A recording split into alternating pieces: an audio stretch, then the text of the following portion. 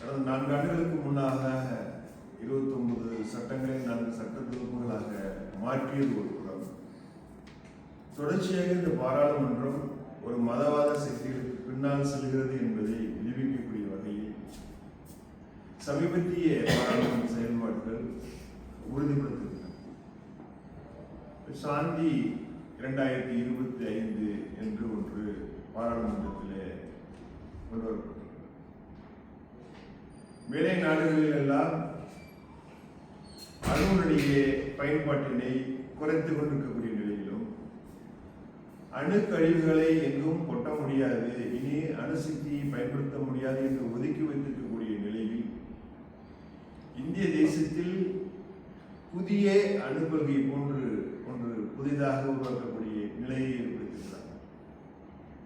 சாதாரணமாக ஒரு சட்ட திருத்தம் என்று சொன்னால் நாட்டில் ஏற்கனவே இருக்கக்கூடிய சட்டத்திலிருந்து அதனுடைய பலன்களிலிருந்து அதிக பலன்களை நாட்டுக்கும் மக்களுக்கும் தெரிவிக்கக்கூடியதாக இருக்க வேண்டும்.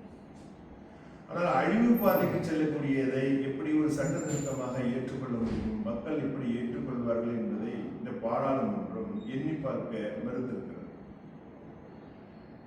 குறிப்பாக அணுசக்தி உபயோகம் என்பது அணு உலையை வைத்து மின்சாரம் தயாரிப்பது மட்டுமல்ல, இந்திய ராணுவ தளவாடங்களை கூட கண்காணிக்கக்கூடிய சக்தியாக அது மாறிடும்.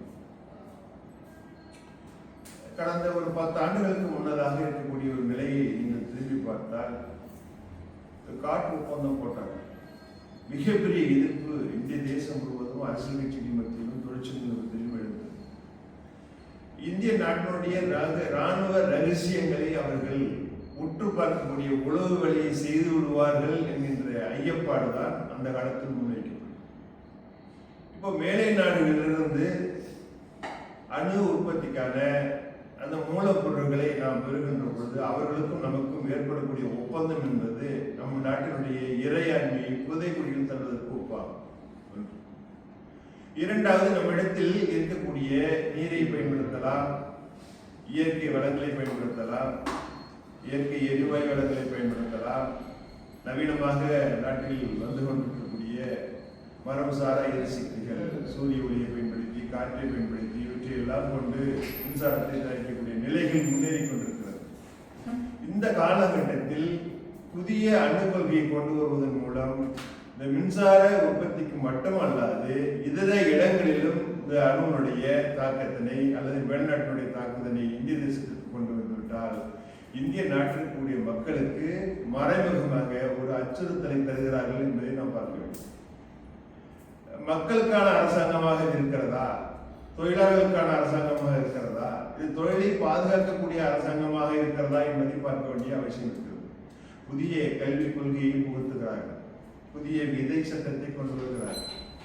தொழிலாளர்களும் விவசாயிகளும் பொதுமக்களும் நாட்டில் நல்ல முறையில் வாழ்வதற்கான சாத்தியக்கூறுகளை அகற்றக்கூடிய பணிகளை செய்யக்கூடிய பாராளுமன்றமாக இது மாறி இருக்கிறது.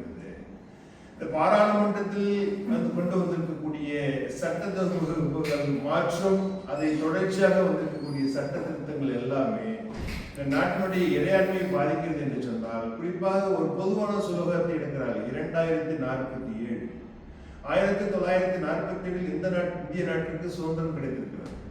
2047 என்று குறிப்பிட்டு எல்லா இலக்குகளையும் நிர்ணயிக்கிறார். அப்ப 100 ஆண்டு காலம், சுதந்திரம் பெற்ற 100 ஆண்டு காலத்திற்கு பிறகு இந்திய திருநாட்டை ஒரு மதவாத மத சக்தி நாடாக மாற்ற வேண்டும் என்கின்ற நோக்கம் அவர்களுக்கு இருக்கிறது.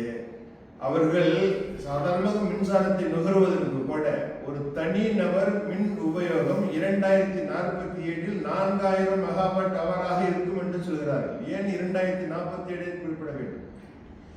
எல்லாவற்றிலும் 2025 இருக்கிறோம். 2047 என்ற தொலைநோக்கு பார்வை என்பது அரசியல் ரீதியாக, தர்க்க ரீதியாக ஒரு மதவாத சக்தியை முழுமையாக புகுத்தி இந்த நாட்டை இருக்கக்கூடிய ஒருமைப்பாட்டையும் இறையாண்மையையும் மாண்பையும் குலைக்கக்கூடிய வேலையை செய்ய நினைக்கிறார்கள். அதுதான் இருக்கக்கூடிய காலகட்டமாக இருக்கிறது. அதற்கு தான் பாராளுமன்றமே செயல்படுது. இப்ப பாராளுமன்ற நடவடிக்கைகள் ஒரு பக்கம், நீதித்துறைகளின் நடவடிக்கை ஒரு பக்கம். நாடு முழுவதும் உச்ச நீதிமன்றம், உயர் நீதிமன்றம், மாவட்ட நீதிமன்றங்கள் எண்ணில்லாதங்கா வழக்குகள் தேங்கி கிடக்கின்றன. ஆனால் சாதாரண வீட்டு வேலை செய்யக்கூடிய பெண்களுக்கு குறைந்தபட்ச ஊதியம் பெறுவதற்கான வழக்கு கருத்தினை சொல்கின்றார். அவர்கள் குறைவான சம்பளத்தை பெற்றுச் செல்வதற்கு தயாராக இருந்தால் கூட தொழிற்சங்கங்கள் விடுவதாக இல்லை. ஆகவே இந்த தொழிற்சங்கங்கள் தான் தொழில்களை நசுக்குவதற்கு மூல காரணமாக இருக்கிறது என்ற ஒரு கருத்தை முன்வைத்திருக்கக்கூடிய தைரியம் இங்கிருந்து வந்திருக்கிறது. இது RSS BJP என்கின்ற ஒரு பின்புலத்தின் வழியாக இந்திய நாட்டின் இறையாண்மை பாதுகாக்கக்கூடிய உச்ச நீதிமன்றத்துடைய கருத்தாக வந்திருக்கிறது என்று சொன்னால் பின்புலமாக யாரும் வந்து இயக்கி கொண்டிருக்கிறார்கள். இது இந்திய நாட்டில் ஒரு தெரிய வருகிறது. இந்திய நாட்டில் தொழில் ஒன்று இல்லை என்று சொன்னால், தொழிலாளர்கள் இல்லை என்று சொன்னால், தொழிற்சங்கம் இல்லை என்று சொன்னால் இந்த நாடு ஒரு சுதந்திரமிக்க நாடாக எல்லா வகையிலும் வளர்ச்சி பெற்ற நாடாக வந்திருக்காது. 1920 தொழிற்சங்கம் தான் முதலாக இந்திய தேசத்துக்கு பூரண சுதந்திரம் வேண்டும் என்கின்ற கோரிக்கையும் கொள்கையும் வெளியிட்டது. தொழிலாளர்கள் போராட்டம் இல்லை என்று சொன்னால் பிரிட்டிஷ் ஏகாதிபத்தியத்தை வெளியில் அனுப்பிவிட்டு இந்திய சுதந்திர நாடாக பிரகடனப்படுத்துவதற்கான வாய்ப்புகள் இருந்திருக்காது.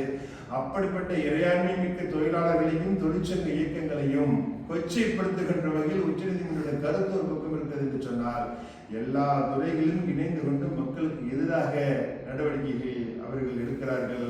எல்லா நடவடிக்கைகளையும் முடுக்குகிறார்கள். இவற்றையெல்லாம் எதிர்த்துதான் பிப்ரவரி 12ஆம் தேதி இந்திய தேசம் முழுவதும் இதுவரை கண்டிராத அளவுக்கு மிகப்பெரிய வேலைநிறுத்தம் இருக்கிறது. அது பொதுத்துறை, தனியார் துறை, அமைப்பு சாராத அத்தனை தொழிலாளர்கள், எல்லா துறை சார்ந்த தொழிலாளர்களும் இந்த வேலைநிறுத்தத்தில் ஈடுபட்டு மத்திய அரசுக்கு எதிரான எதிர்ப்பை, பலமான எதிர்ப்பை பதிவு செய்து இந்திய நாட்டில் கொண்டு இருக்கக்கூடிய சட்ட திருத்தங்களை மொத்தமாக திரும்ப பெற்றுக் கொள்ள வேண்டும்.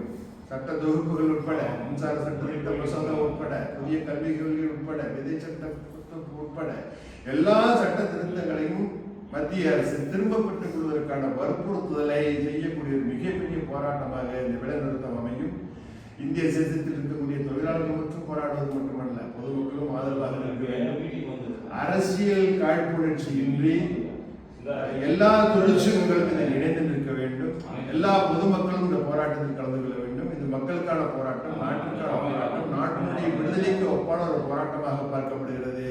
ஏறக்குறைய இந்த நாட்டில் தொடர்ந்து நடந்து கொண்டிருக்கக்கூடிய அகில இந்திய வேலைநிறுத்தத்தில் ஒரு மாற்றத்தை கொண்டு வரக்கூடிய வேலைநிறுத்தமாக இது மாறும். அப்படிப்பட்ட வேலைநிறுத்தத்தில் நாம் அனைவரும் பங்கேற்போம்.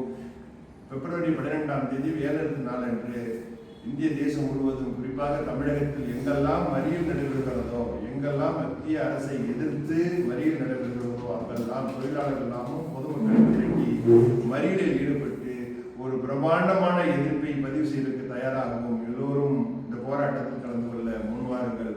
சேக்கிழார், பொதுச் செயலாளர், தமிழ்நாடு UTC.